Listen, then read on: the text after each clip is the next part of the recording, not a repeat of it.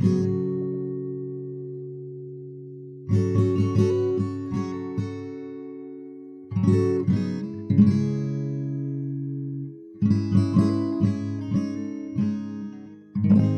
Karkota Empire, a dynastic, primarily Hindu nation that at its apex ruled over a substantial chunk of the northern portion of the Indian subcontinent, reached that apex sometime in the late 8th century, though they held much of their eventual territory from about 625 CE until about 885 CE. This region was broadly referred to as different permutations and pronunciations of the word Kashmir, depending on the language being used and the people doing the pronouncing. Over the next 2 centuries, more or less the same area was held by the Utpala dynasty, which was another Hindu kingdom, and which took their religious practice a little more seriously than those whom they replaced, building a whole lot of Hindu temples alongside several notable Buddhist monasteries. A great deal of philosophical work was created in this region at this time, and some very notable spiritual, mathematical, and creative innovators were born thereabouts too.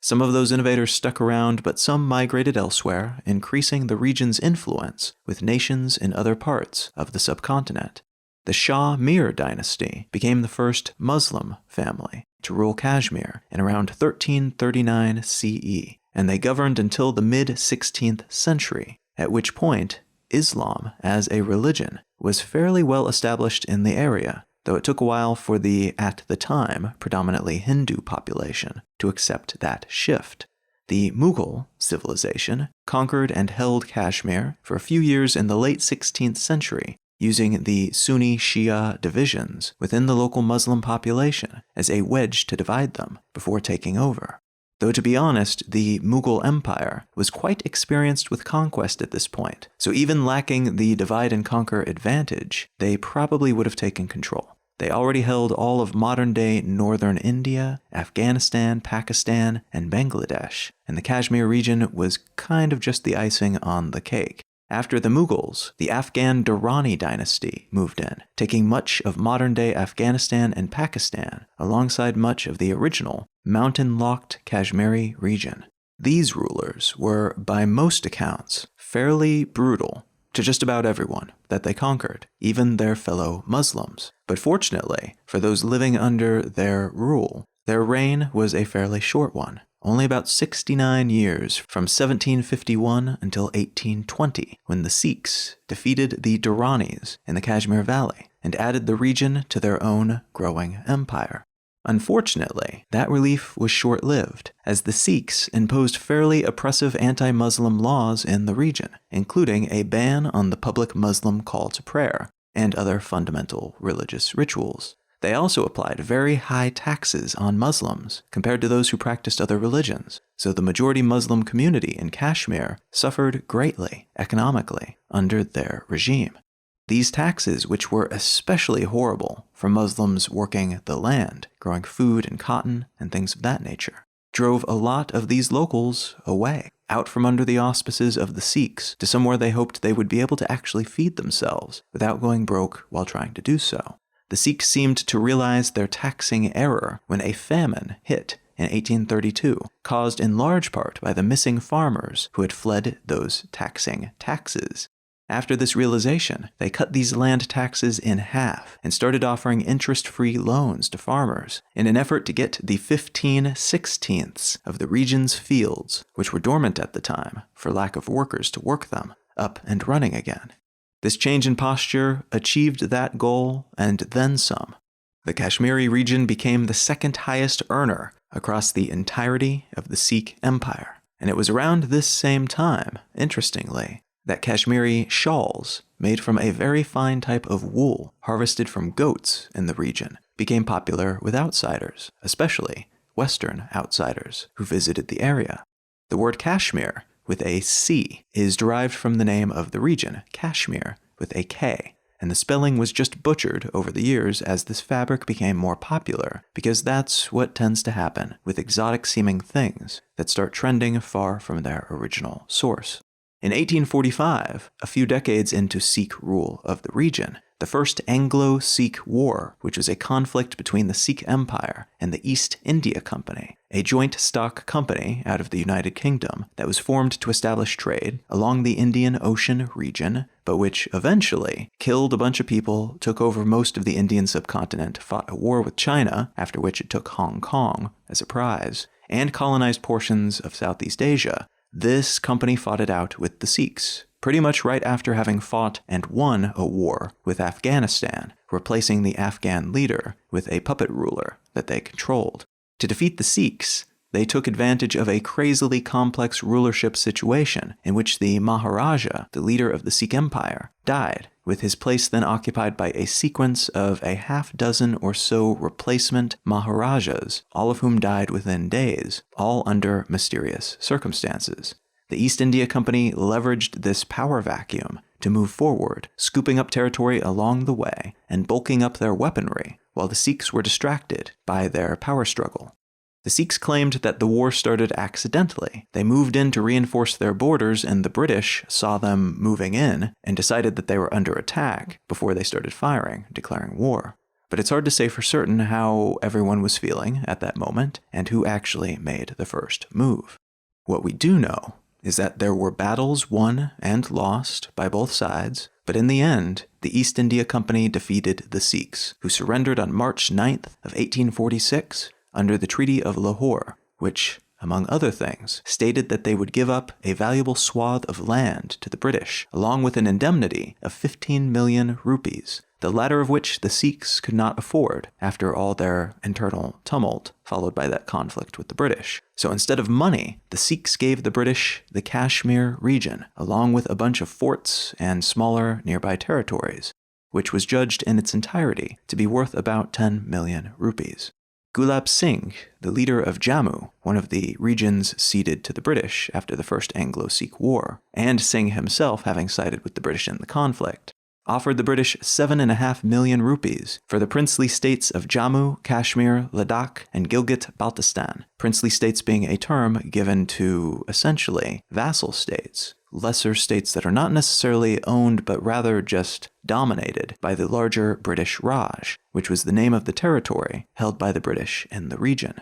His offer was accepted, and those regions were handed over to his rule, though they were all quite different areas and did not fit particularly well together as a unified whole. Ladakh, for instance, was populated primarily by Tibetan Buddhists. The central Kashmir Valley, on the other hand, was overwhelmingly Sunni Muslim. Baltistan was home to mostly Shia Muslims, while Jammu had a fairly hodgepodge population of Hindus, Muslims, and Sikhs. The Singh family, the descendants of the guy who bought the region from the British, held the area for a century, that century culminating with the end of British rule in the region in 1947. That year, the British Raj was divided into two portions by the British, the Dominion of India and the Dominion of Pakistan. Carving up the country in this way, it was theorized, would help stabilize the region, because it would mean the Muslims would have their own state, Pakistan, and the Hindus would have theirs, India. The Kashmir region, based just north of both India and Pakistan, but consisting of people from many different faiths and backgrounds, struggled to decide which new nation to join. That hesitation angered the Pakistani government, which assumed that Kashmir would join them, based on the majority Muslim populations held in some portions of the region. So they sent guerrilla soldiers into Kashmir to force their hand. The Kashmiri ruler reached out to the British for assistance with the Pakistani soldier problem, and the British said basically, we will give you help, but you're going to need to stop wavering and join India if we do. The British then convinced India to send soldiers into Kashmir to evict the Pakistani soldiers, getting rid of all but a few of them. But the United Nations, which was invited to mediate the conflict between the involved countries, insisted that no decision could be made for Kashmir to join either country until all of the soldiers had been cleared out of Kashmir, and a vote by the local inhabitants could then be performed. The next year, a ceasefire between Pakistan and India was brokered by the United Nations, but a UN-sanctioned vote was never held on the larger issue of how Kashmir should be divided. And the region was, arguably, inequitably broken up, and in a manner that didn't really make sense if they were going to use religion as a dividing mechanism. Pakistan was given administration over a sparsely populated, underdeveloped portion of the region, while India was given domain over much of the rest of it, including the largest population centers with the most development, even the Kashmir Valley region, which was clearly Muslim majority. Things got more complex in 1949, when after their communist revolution, China began to send soldiers into the northwest portion of Ladakh, building roads and settling in, showing that they believed, at least, they had territorial rights in the area. Since just after World War II, when India and Pakistan fought the Indo-Pakistani War of 1947, the region has been broken up into smaller states, administered by, but not officially owned by, 3 larger countries. Pakistan has the northwest portion, called the Northern Areas and parts of Kashmir. India has the central and southern portions, Jammu and parts of Kashmir. And China has the northwest portion, called Aksai Chin and Trans-Karakoram Tract. Claims have shifted a little bit over the years, but as of early 2019, neither Pakistan nor India recognized the claims made by the other. India claims the Trans-Karakoram Tract that China administers, and Pakistan claims both regions that China administers. The peace is largely held due in large part to a dividing line between the territories that was established by the United Nations, though there was another Indo-Pakistani War in 1965 that resulted in a stalemate and even more bad blood between the two countries. What I want to talk about today is a recent shift in posture toward the Kashmir region, what has happened as a result of that shift, and what might happen next, given the larger context of relationships and conflict in the area.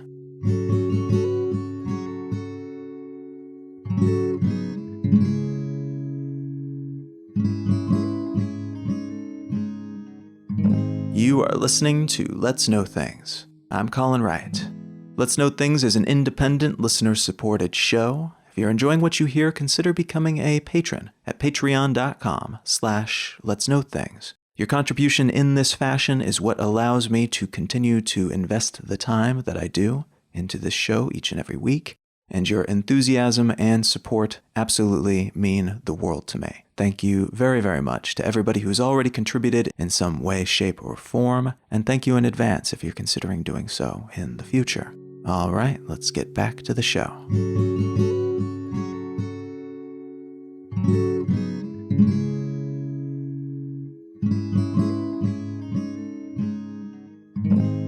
As I mentioned in the intro, Kashmir is a term that generally refers to a region made up of territories that have been disputed by India, Pakistan, and China since right after World War II. There has been a United Nations-maintained ceasefire in the area since then, which has been mostly observed with few exceptions, and those few exceptions have generally occurred between India and Pakistan. Very recently, though, things have changed. The article I'd like to start with today comes from the BBC, and it's entitled, India PM Narendra Modi vows to restore Kashmir's past glory. This is a story that I was first made aware of when someone I follow on Twitter began to retweet a smaller account whose owner was posting after a tumultuous day trying to escape Kashmir. The journey was tumultuous because major roads and access points, like airports, had been blockaded by the Indian military. Towns were filled with armed Indian soldiers who patrolled the streets on foot and in military trucks, their faces covered with metal face masks, assault rifles in hand as they enforced a curfew on locals. In addition to being sequestered in their homes, Kashmiris faced a communications and shipping blackout. No phones, no internet, their ATMs out of money, grocery stores running severely low on supplies. Kashmiri leaders had been put under house arrest, and communication services had been shut down on August 4th of 2019. On August 5th, India Prime Minister Narendra Modi's plans were announced to repeal Article 370 and 35A, which I'll talk more about in a moment, and to split the Jammu and Kashmir region into 2 new Indian territories, Ladakh and Jammu and Kashmir. On August 9th, tens of thousands of peaceful demonstrators marched through the Kashmiri city of Srinagar when Indian soldiers opened fire on them with automatic weapons. As of the day I'm recording this, about a week after that protest, the region is still locked down, and Prime Minister Modi has announced that the area will be returned to its past glory by stripping it of its special protections, which he says have encouraged corruption and terrorist activities, and that the region's more complete integration into India will play an important role in India's future development. Across the border, Pakistan's Prime Minister Imran Khan has said that he will be the ambassador for Kashmir on the international scene, finding out what has happened to the people there during the current communications blackout, and pleading their case, and the case of the region as a whole, to the rest of the world. There are reports that Hindu-majority areas have received comparatively lax treatment by Indian soldiers, and that locals, who have managed to get their voices past the lockdown, strongly suspect that Modi's ambition is to fill the area with Hindu settlers so that the state's demographics shift from predominantly Muslim to predominantly Hindu, something that Indian officials have shrugged off, but which many international analysts also think is a likely motive here, based on how this is all played out and what Modi and his party have said previously on the matter. The aforementioned Article 370 and 35A are important in understanding the specifics of what's happening here and why it is happening. Article 370 of the Indian Constitution, until just recently, gave a special status to Jammu and Kashmir, the smaller state within the larger Kashmir region that is contested by Pakistan and China, which allows the state to have its own constitution, flag, and internal administration, which means in practice that this constitutional addendum gave Jammu and Kashmir the ability to manage their own operations, but not complete autonomy. They had their own power structures, but it was also understood that parts of the larger Indian constitution still applied to them. They just had a lot more leeway to sort out their own specifics than other Indian states are allowed. Article 35A of the Indian Constitution was another add-on that was in force until just recently, and it gave the Jammu and Kashmir state the ability to say who can become a permanent resident there and what rights and privileges permanent residents have. This means, in essence, that the separate government that ran Jammu and Kashmir had the power to say who can move into the area and who cannot, who can become a resident, who can buy land, who can build, who can run businesses, and who can vote in local elections, who can work for the government, and who cannot. What Modi actually did here, then, is tear up these two articles of the Indian Constitution, but the consequence was that Jammu and Kashmir were overnight less independent, losing a special status that no other Indian states have had, bringing them in line with all the other states in the country. And in doing so, he also disempowered this internal power structure that they have built up and built around since 1947. This is also, as I mentioned before, why many analysts suspect that a substantial part of the move is meant to help the Indian government rebalance the population in Kashmir to something that they prefer, something more heavily Hindu. Local government had control over who could move in and vote previously, but now the national Indian government controls all of that, and thus there is nothing to keep Hindu citizens from moving in and recalibrating the census more in the centralized Indian government's favor.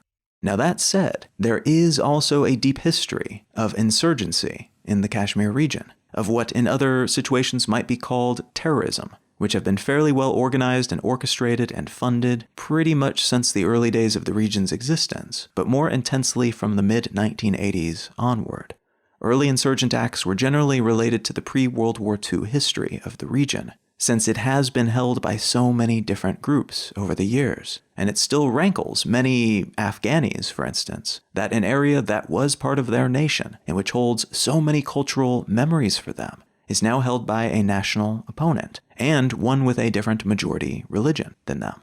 In the mid-80s, though, local government officials began to create their own armed militias after a disputed state election, which was ostensibly rigged, though there have been allegations of election rigging in the region since 1951, and Jammu and Kashmir governors have admitted that it is a thing that happens pretty much every election, so why this specific bout of rigging was any different than all the others is not clear. But in 1987, a particularly contentious state election led to all sides forming their own small armies of soldiers, which then merged and grew into a more formal, armed local group called the Kashmir Insurgency, an organization that was considered to be the most vital national security issue for the country of India in the 1990s because of how big they became and how active they were. Killing people, kidnapping people, fighting government soldiers, killing police, destroying infrastructure, And this broad group had people fighting for different purposes. Some wanted independence for the region, to become its own separate country, while others wanted the state to leave India and join Pakistan. Most of the more populated areas are Muslim majority, remember, and Pakistan is a Muslim country, while India is officially multi-faith but population-wise is Hindu majority. Knowing all of that, it maybe makes a little bit more sense why India did what they did the way that they did it. From their perspective, this is a region that has been stuck in a quagmire of turmoil, violence, and corruption pretty much since the beginning of the modern Indian nation, and the area has been home to bands of armed militants, some of whom, a former Pakistani president has admitted, have been trained by military forces within Pakistan, with the purpose of sending them back across the border to stir up trouble, and hopefully someday cause a revolution in the area through terrorist acts. Might it then, from Modi's point of view, make sense to lock things down, to put the corrupt leaders under house arrest, to get soldiers on the streets and roadblocks in place, first, early on, before the change in status is announced? And stepping back a few paces to look at this from a slightly bigger picture, wouldn't it be a kindness to people in the area to bring a model of government that seems to be working pretty well, all things considered, elsewhere, throughout the rest of the country, to an area that has been, throughout history, at least a few steps behind in terms of development, in terms of quality of life, except for the wealthy, corrupt few at the top of the pyramid? Wouldn't even dramatic action, with soldiers wearing face masks and a great deal of discomfort during the transition, be worth it? For the changes that could be made, the quality of life improvements and better oversight on the bureaucracy, wouldn't that be worth actions that could be construed as abusive to the outside world and to those in this region because of the benefits of those long-term gains? I think it's possible, maybe even probable, that this sort of thinking has at least partially informed this decision to do things in this way. I also think that the flip side of that thinking quite likely played a role here. More specifically, that Modi is playing to the crowd and utilizing the gains he realized in a recent electoral victory to finally implement some changes that he previously didn't have the mandate, the public and government support to implement. India's population is about 80% Hindu, and the rest is a combination of Muslims, Christians, Sikhs, Buddhists, and non-religious folks, among others. India's government, though, the party of which Modi is a part, is the leader of, is Hindu nationalist, meaning they believe that the country and the Hindu religion should be unseparated. Their faith should inform their policies. This is a stance that is, of course, a little off-putting for many people, including many practitioners of the Hindu faith who do not believe that their ideology should supersede that of their neighbors. But this concept was popular enough to get Modi re-elected in May of 2019, and he took that, it would seem, to be a signal that it is time to pull out all the stops and double down on the Hindu nationalism project. Thus, we have seen him allowing, through inaction, violence against non-Hindus, situations in which mobs have attacked Muslims in particular, and he's allowed this to just happen with little or no punishment for the aggressors. And this uptake in Hindu nationalism, mixed with what might be described as increasingly staunched or increasingly aggressive acts, depending on which side you're on, has been seen as alarming by political analysts and United Nations regulators, and perhaps especially their neighbors to the north, the Muslim-majority nation of Pakistan. What's especially disconcerting about this move, the canceling of those constitutional articles and the military occupation of the Jammu and Kashmir region, was that India took these actions unilaterally, not consulting the United Nations, which has helped maintain peace in the contested region for decades, nor with Pakistan, who, along with India, has claimed this portion of the larger Kashmir region in particular. This brings us to some vitally important meta-context, without which this whole situation might seem like a minor diplomatic scuffle between leaders who want to seem strong for a nationalist base, something that is not at all unusual in global politics, and which usually blows over as political winds shift and new dynamics fall into place. International watchdogs are concerned that this aggressive move by India could prove to be a spark that sets alight a highly volatile situation that has been building up and becoming more and more volatile for generations. Consider that both India and Pakistan have nuclear weapons. India developed theirs first, conducting their first test detonation under the project codename Smiling Buddha in May of 1974, which made them the first confirmed nuclear-capable country beyond the 5 permanent members of the United Nations National Security Council, which shook things up a bit internationally. But India made clear from the get-go that the test was meant to be peaceful, and their development of a nuclear arsenal was purely defensive. Something that it would be political suicide not to claim, by the way. But they did put in a lot of effort early on to make sure the rest of the world knew that this was not an empire-building effort, but rather an effort to achieve the same defensive capabilities that other large nations enjoy. Which was why they later built out their own nuclear triad-based deterrence, with nukes ready to counterattack via land, air, and water, and why they've kept specifics about their arsenal secretive. They haven't announced any numbers, which adds some credibility to the idea that they have these weapons just in case, but are not using them as a saber to rattle during negotiations. It's estimated that India has somewhere between 130 and 140 nuclear weapons, and sufficient additional fissile materials, in their case weapons-grade plutonium, to make another 10 to 50. It was India's Smiling Buddha weapons test that led to Pakistan's Crash project to successfully develop their own nuclear weapons. But they had already begun sorting out the details and building the requisite infrastructure several years earlier, in 1971, in response to a revolutionary movement that became the Bangladesh Liberation War, a conflict that resulted in the eastern chunk of Pakistan breaking away and becoming the country of Bangladesh. India came to the secessionists' aid during this conflict and handedly defeated Pakistan, which made Pakistan realize that they were outmatched militarily and needed something that would help them balance the books. They started their nuclear weapons program and intended to build an atomic bomb within 3 years, their leadership painting the effort internally as a national survival priority. The assumption being that if they could not fend off India, they could be conquered or enthralled to them at any time, which was no way to run a country. Instead of having their own weapon by 1974, though, Pakistan watched as India conducted their first test, which was what fanned the flames under their flagging program. Even with that additional incentive to move fast, though, Pakistan didn't conduct their first nuclear weapons test until May of 1998, 2 weeks after India conducted their second, long-delayed nuclear weapons test. There's complexity to this situation, beyond even the nuclear-armed, historically oppositional pseudo-theocracies with long shared borders, engaging in fresh rhetoric and unilateral land grabs, though. China also shares a border with India and is just across the Kashmir region from Pakistan. And China, if you recall from the intro, claims for itself the Aksai Chin and the Trans-Karakoram Tract portions of Kashmir, both of which Pakistan also claims, and the latter of which India also claims. And China's first nuclear weapons test took place 10 years before India's in 1964.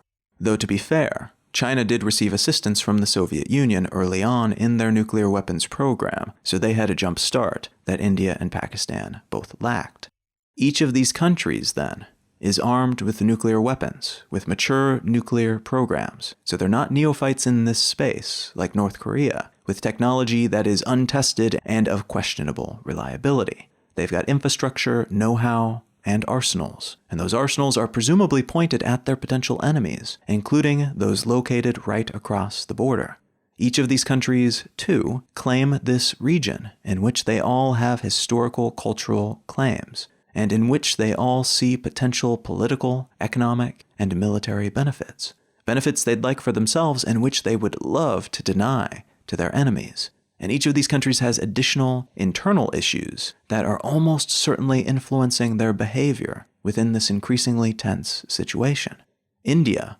under Modi, is the world's largest democracy, and an ostensibly secular state that's becoming more and more religiously radical, in the sense that portions of the Hindu majority are looking around and wondering why their religious ideals shouldn't be more clearly reflected in how the government operates. Modi is leveraging that realization as a political force, using it to make popular changes and, in turn, utilizing that increased support to justify nationalistic international moves. Basically using his popularity to do things that otherwise might not be supported because they are risky or brazen or both.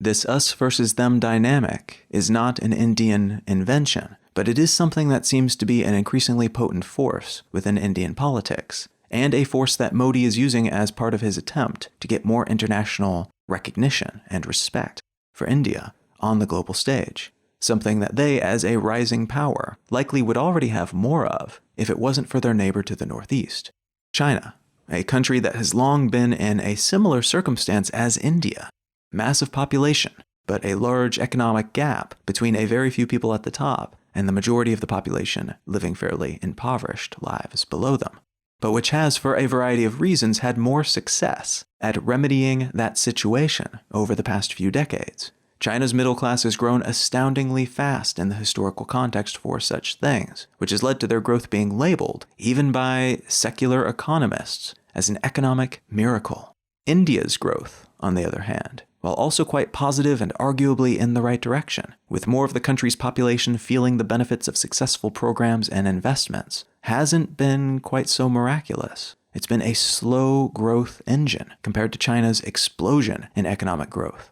So by comparison, India has seemed to be borderline weak, and the fact that China's military and diplomatic power has increased alongside their economic power has not helped that comparison when it comes to India's international perception. That burgeoning conflict is amplified to some degree by China's increased and increasing desire to build zones of control around itself to serve as a buffer between its core and any foes who might, at some point for some reason, want to invade or to chip away at their sphere of influence. Their effort to enforce their military and economic will in the South China Sea is a tangible manifestation of this desire, as is their investment in the Belt and Road Initiative, which is meant to help them build their own supply chains worldwide while indebting other nations on the continent and around the world to them. Nobody likes having perceived enemies within easy striking distance, and the more of a spatial buffer you can build up, the less you have to worry about a Cuban Missile Crisis-style situation. Big old weapons of mass destruction right on your doorstep, making everyone even more twitchy than usual.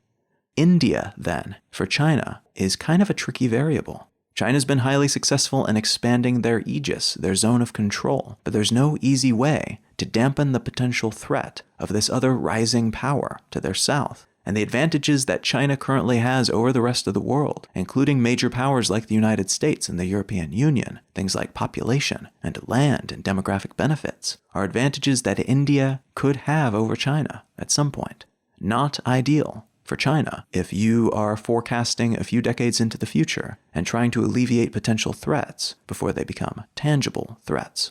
Pakistan, too, is a country with perceived enemies just about everywhere in their vicinity, bordered by Iran to the west, Afghanistan to the north, Kashmir to the northeast, with China just on the other side of that, and India to the east. It's difficult to imagine a trickier political and geographic position to be in anywhere in the world at the moment. Pakistan also has a very large population, over 200 million people, which, while nothing compared to India's 1.3 billion and China's 1.4 billion, still places it as the sixth most populous country in the world. And it has a quickly growing middle class. It's actually considered to be one of the world's most impressively developing regions in that regard, despite a seemingly endemic collection of problems related to corruption, terrorism, poverty, and overpopulation strain on infrastructure. Very relevant to this conversation, Pakistan is also currently led by Prime Minister Imran Khan, a world-famous cricket player and former captain of Pakistan's national team, who's especially beloved locally for having led the country's team to a Cricket World Cup victory in 1992. Already a well-known public figure, author, and philanthropist, Khan entered politics in 2002 and worked his way up to become elected prime minister in 2018. His campaign defined in large part by a nationalistic populist, meaning someone who tends to focus on normal people, often at the expense of perceived elites, contrasting themselves with more established professional politicians in this way. He ran on those messages, meaning in practice that his chest-thumping and Pakistan-firsting has brought him and his rhetoric and his actions into conflict with the same sort of thing from Modi and India's direction, and both of them and their ambitions have been alarming to China, which is arguably quite a ways ahead of India and Pakistan when it comes to building up international credibility and regional power, but which is also in an expansionist, nationalistic, somewhat hardcore ideological mode of operation at the moment. All of which is why, despite being a seemingly small isolated pocket of land in a seemingly insignificant place in terms of international politics and economics, the Kashmir region is being watched very closely, and with no small amount of alarm, by these main players and the rest of the world. Now, on the day I'm recording this, the United Nations Security Council has met at the request of Pakistan, a request that was backed by China, to assess the situation. And in addition to supporting Pakistan's request for a UN Security Council private meeting on the matter, China has also criticized Modi's move, saying that India's actions could negatively impact the population of the Buddhist-majority region of Ladakh, which is a strategically important portion of the larger Kashmir region tucked between Tibet and Pakistan. Because it is a closed-door Security Council meeting, though, any condemnations made between the parties that are present and any recommendations made will be left to India's discretion to act upon or not. At the moment, the Council has said basically, India and Pakistan go work this out between yourselves and behave. And even though non-binding either way, this response has led to no small amount of disappointment from Pakistan and China. It's suspected, though, that due to China's other major concerns of the moment, including their ongoing ever-shifting trade war with the United States Trump administration, it's unlikely that they'll expend too much political capital trying to fend off India's actions in Kashmir. It's not something that they're happy about, by all indications, but they've got other irons in the fire, and those irons are already quite hot, while this issue is something that they can handle later, if they do decide to do something about it beyond what they've already done. There's word that after 12 days of communication silence and military occupation, Indian troops will lighten their hold on the area soon, though there's no set concrete timeline for this happening as of the day I'm recording this, and the Indian Supreme Court has postponed an assessment of Modi's government's decision to scrap the articles of the Constitution, giving them the ability to step in and take the reins of power from the local Kashmiri government, for now, because the request for that assessment was apparently badly drafted, though this request and a petition challenging the legality of the communication blackout and road closures in the area are set to be looked at later. The big, frightening concern here, both regionally and internationally, is that this move could up the tempo in combative rhetoric between two or more of these countries, and that could, in time, lead to some kind of physical conflict between two or more nuclear weapon-armed nations. I should mention, though, that it's incredibly unlikely that Pakistan, for instance, would just lob a nuke at India.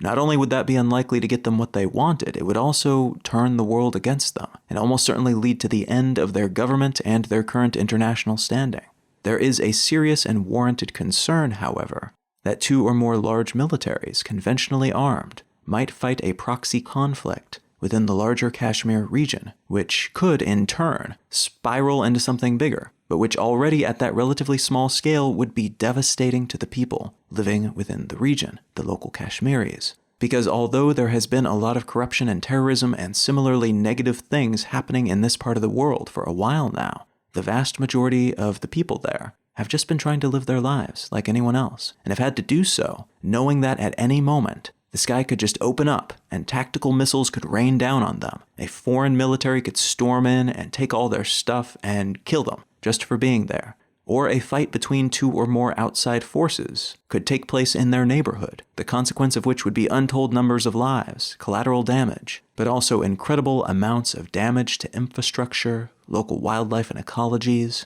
and the further degradation of their tourism industry, something that they've already had to work very hard to rebuild over the years after numerous terrorist attacks and mass kidnappings and other conflicts that have taken place there. Another aspect of this situation that is worth remembering is that all three major sides in this conflict, four if you include the multifaceted desires of local Kashmiris, they all feel very justified in what they're fighting for, in the goals that they are pursuing, which they believe controlling parts of this region will allow them to more successfully achieve. It's easy to call out one side or another for just being inherently wrong when it comes to this sort of thing, especially when every side has legit claims to the contested region in question. Almost always, though, all sides will be partially right and partially wrong, and the percentages of right and wrong will change depending on the lens through which you are looking at this situation. And every single time, each side will flog what they are right about and emphasize that for their own purposes, and then ignore or obfuscate the other parts in hopes that those portions will be ignored until some new status quo, ideally one that favors them, has been achieved.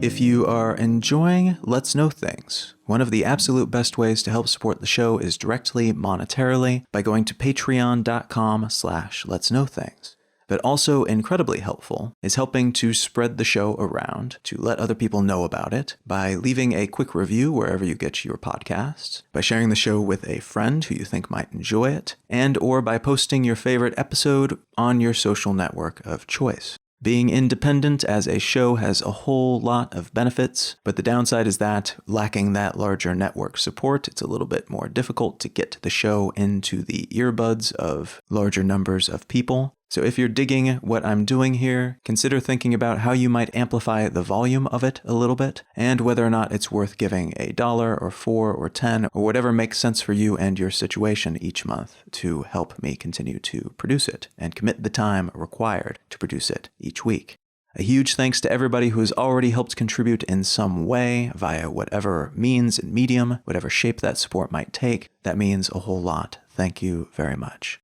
The TV series that I'd like to recommend today is a new one that just arrived at Amazon Prime, at least in the US and the UK it's on Amazon Prime, and it's a show called The Boys. And this is a show that apparently has been getting a decent amount of marketing. I've actually seen marketing materials for it out in the wild, which was a bit of a surprise because it seemed like a bit of a niche thing to me, but maybe not. This is a show that was derived from a comic book, a comic series that was produced from 2006 to 2008, and it's a fairly dark sort of take on superheroes, where we've got this collection of heroes who are super famous in addition to being superheroes of the crime-fighting variety, and as a consequence, they star in films, they are big celebrities, they participate in sporting events, and they work for this giant multinational corporation. And the crux of the story is that these characters who are larger than life and who are put up on a pedestal are actually incredibly flawed and actually at times incredibly monstrous, horrible individuals.